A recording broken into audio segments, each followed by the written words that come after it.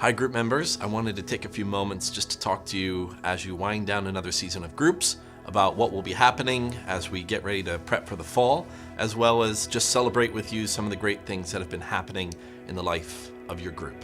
There's, three key things that we want to happen in all of our groups. We want people to share life, we want them to grow spiritually, and we want them to live missionally together. So hopefully you've had a chance to connect, you've had a chance to grow together, and even you've had a chance to serve. I've kind of viewed groups as much like a flight. If you've ever flown before, you know that you have to take off, you have some in-flight experiences, and then eventually you need to land the plane. So let me talk to you real quick about these three things. I think we've learned some things along the way about what it means to take off. We found that personal invitation always worked the best, so probably you are in your group, not because I, as your pastor, said, hey, you should get in a group, it's a really cool thing, but maybe because you had a friend or maybe a group leader that said, why don't you come join my group?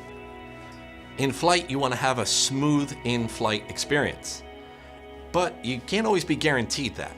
As you shared life with one another, you probably realized that life is not always an easy ride. There's turbulence along the way. And I thank you for being present for one another as you have experienced loss together, you have experienced joy together, you've experienced just sometimes the challenges of life. And so you've been there to care for each other. But eventually, right, a plane must land. So as we wind down these next couple weeks, we're getting ready to launch again in September.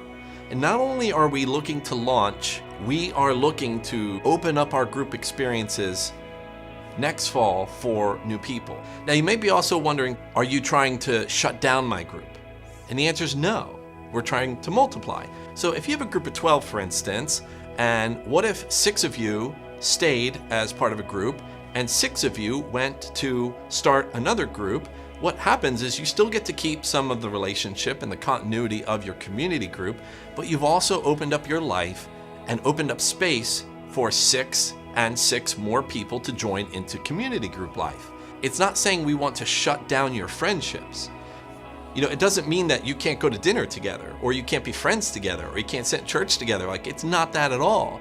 But it's this intentional time of shared life, spiritual formation, and missional living that when we get together in community groups, we want to create some space so that other people might be able to speak into our lives.